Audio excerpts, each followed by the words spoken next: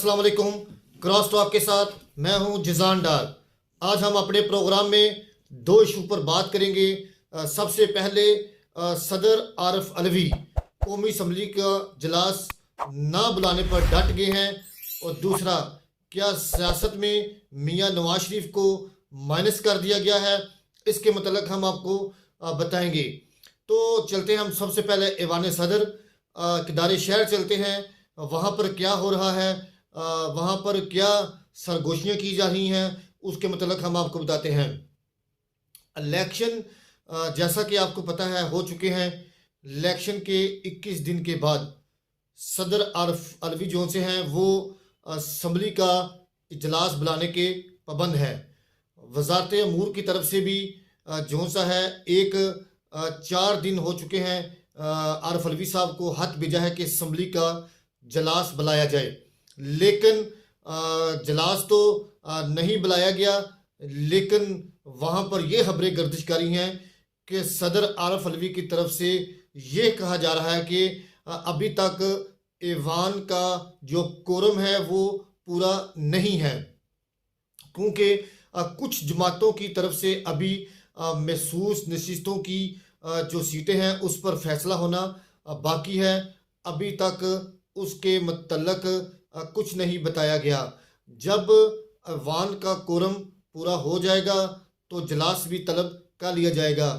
लेकिन आज जो पाकिस्तान मुस्लिम नून की तरफ से कुछ मीडिया टॉक्स की जो की गई हैं और जो हमारे जराए ने बताया है, 29 फरवरी को हर सूरत कौमी असम्बली का इजलास होगा। अगर सदर आरिफ अलवी इजलास नहीं बुलाते तो स्पीकर कौमी असम्बली जो मौजूदा हैं वो जो सा है कौमी असम्बली का इजलास बुलाकर सबसे पहले स्पीकर जो सा है वो हलफ लेगा, फिर उसके बाद स्पीकर और डिप्टी स्पीकर का हलफ लिया जाएगा। फिर उसके बाद वो जो ऐवान होगा वो उसके बाद वज़ीर आज़म को जो सा है मुंतहिब करेगी। ये तो बात एक रही एक तरफ।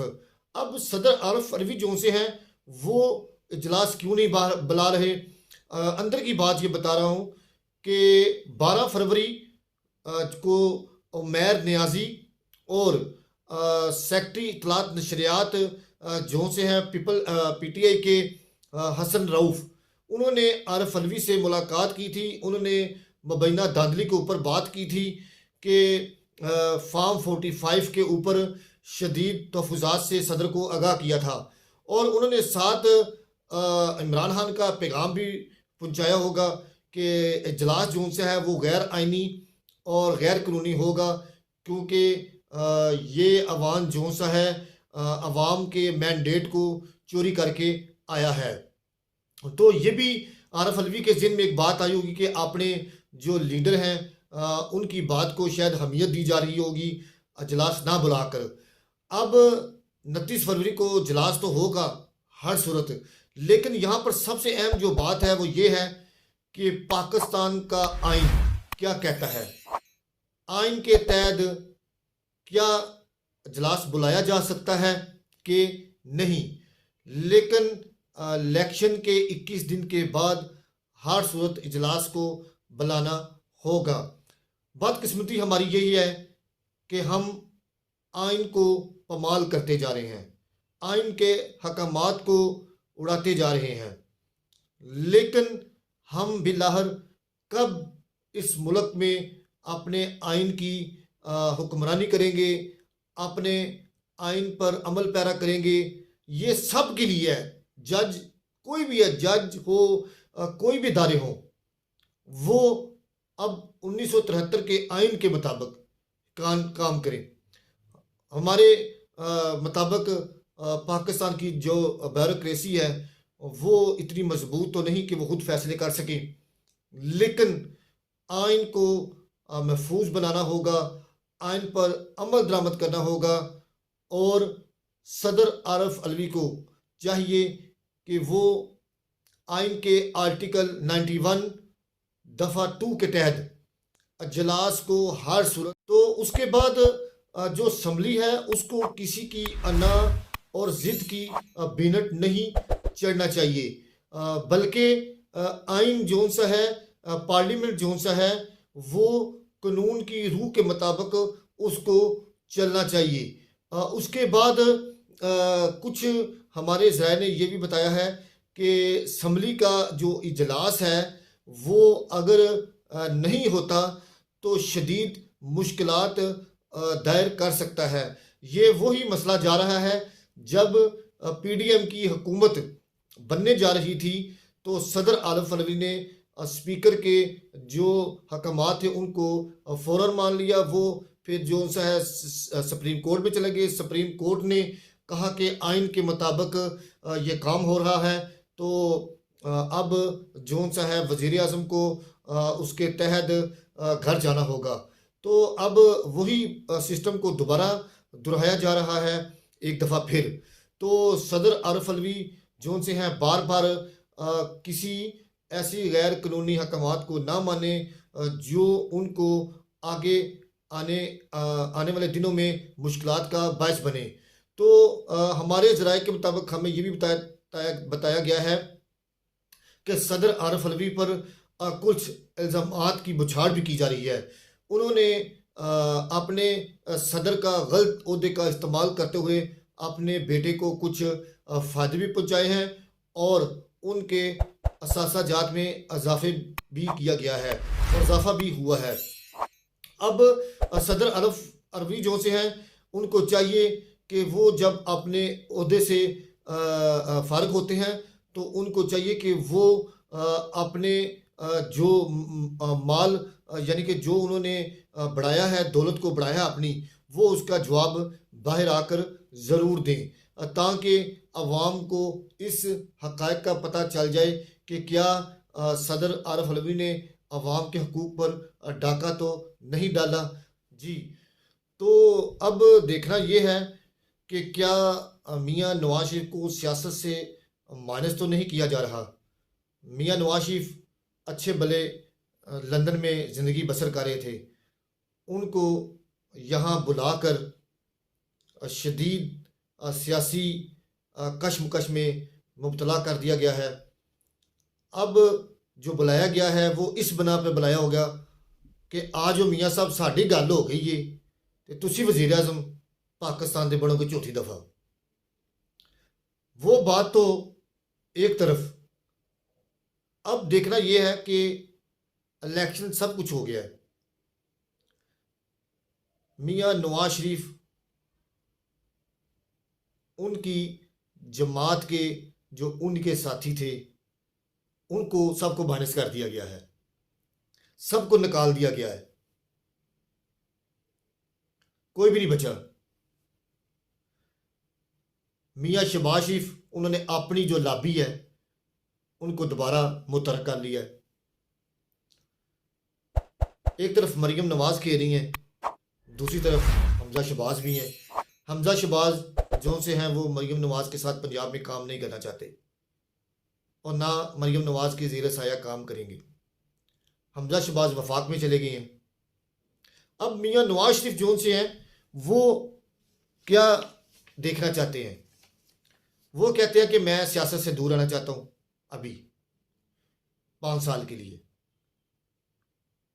और शहबाज शरीफ साहब जो से हैं वो मियाँ नवाज शरीफ को चौथी दफ़ा वज़ीर आज़म बनाने में नाकाम नज़र आए हैं।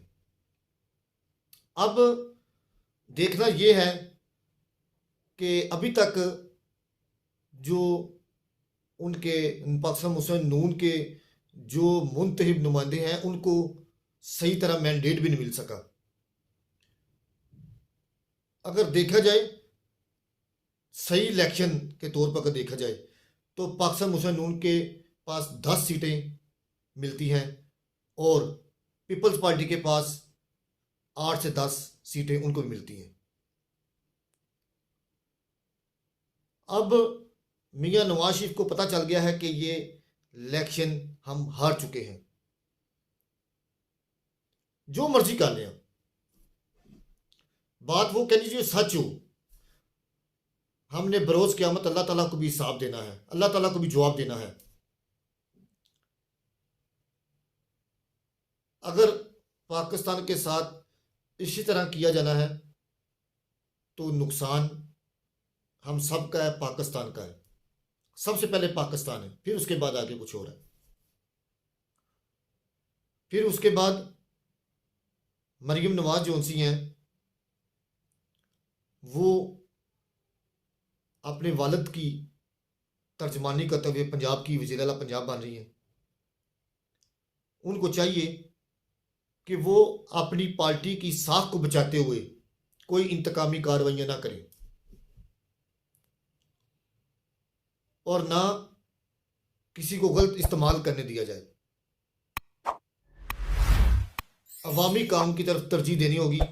अगर आपने अपने पाकिस्तान मुस्लिम नून की साख को बचाना है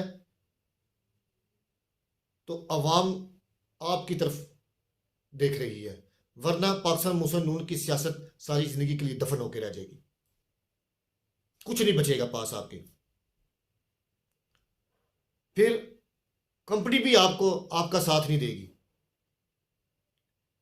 अगर आपने इंतकामी कार्रवाइयों से बाज रहना है, बहुत हो गया पाकिस्तान के साथ, अब मजीद नहीं चल सकता, इसका मुकम्मल नहीं हो सकता।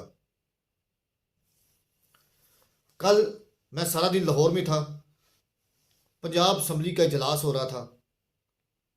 सारा दिन खौफ की फजा थी वहां पर, इतनी पुलिस, इतना कुछ, बल्कि पंजाब असम्बली को नो गो एरिया बना दिया गया था। हमें डर किसी से नहीं है, डर अपनों से ही है। यार इसको मुल्क को चलने दें। फिर ऊपर से हर बंदे के लिए पाबंदी कर दी गई थी। ऐसे जलास नहीं होते, अपने मन पसंद मर्जी के बंदों को लाकर जलास नहीं होते। खौफ के बुत तोड़ना होंगे।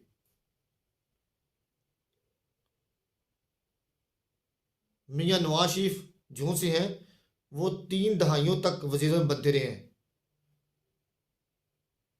अब वो उनकी सियासत बुरी हो गई है।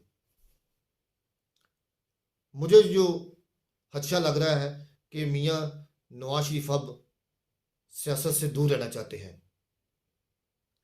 उनको पता चल गया है कि अवाम हमें अब पसंद नहीं करती। आप देख लें, जहां मर्जी चले जाए इमरान खान के नारे लग रहे हैं। इमरान खान को याद करते हैं लोग। ये मेरी केले की राय नहीं है। आप मुल्क के अंदर हो, मुल्क से बाहर हो, तो आप देख लें इमरान खान को पसंद किया जाता है। इमरान खान की आवाज को लब्बैक कहते हैं लोग। तो हमें देखना होगा कि मुल्की सियासत के अंदर इंतकाम, जिद, अना, इसकी सियासत को दफन करना होगा। अगर ना किया तो मैं समझता हूं कि तमाम पार्टियां खत्म हो जाएंगी, फिर कोई और आके बैठ जाएगा। एक दूसरे के खिलाफ ना चलें। ये तो जेल से इमरान खान भी पैगाम दे चुके हैं कि हमारे साथ जो कुछ हो गया हम बर्दाश्त कर लेते हैं, लेकिन हम अगर हुकूमत में आते हैं कोई इंतकामी कार्रवाई नहीं करेंगे, क्योंकि उनको पता चल गया है इंतकामी कार्रवाई से मुल्क बर्बाद होते हैं, तरक्की नहीं करते।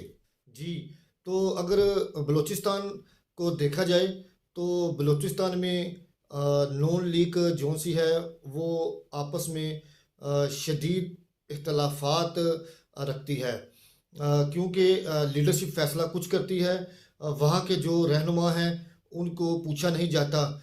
अब बलूचिस्तान की जो वजारत आला है वो पीपल पार्टी के पास जा रही है और स्पीकरशिप जो सी है वो बाप पार्टी के पास जा रही है। तो वहाँ पर पाकिस्तान मुस्लिम नून के जो सीनियर रहनुमा हैं उनमें से कुछ पार्लिमानी लीडर भी हैं। उन्होंने सदर की तरफ से शदीद तहफ़्फ़ुज़ात का इजहार किया है कि आप हमसे पूछे बगैर कोई यहाँ पर फैसला ना करें। तो अभी तक की सूरत हाल के मुताबिक बलूचिस्तान के हालात भी इंतहाई कशीदा नज़र आ रहे हैं, क्योंकि वहाँ पर पार्टी के जो पार्लिमानी जो सियासत है उसको जो सा है अहमियत नहीं दी जा रही, बल्कि लीडरशिप सिर्फ अपनी सियासत करती है और फैसले कर देती है। इस वक्त की जो सूरत हाल के मुताबिक बलूचिस्तान में पाकिस्तान मुस्लिम नून को कुछ तहफ़्फ़ुज़ात हैं, जिसके बायस अभी तक बलूचिस्तान में असम्बली का ऐलान भी नहीं किया गया इजलास का, और ना ही वहाँ के वज़ीर आला ना स्पीकर डिप्टी स्पीकर का ऐलान किया गया है। तो पाकिस्तान मुस्लिम नून को अपने फ़ैसले पर नज़रसानी करनी होगी, और उसके बाद उन्होंने वहाँ के जो सीनियर रहनुमा हैं उनको अतमाद में लेना होगा, फिर बात आगे बढ़ेगी। वरना बलूचिस्तान में पाकिस्तान मुस्लिम नून इंतहाई कमज़ोर, आने वाले वक्तों में इंतहाई कमज़ोर नज़र आएगी।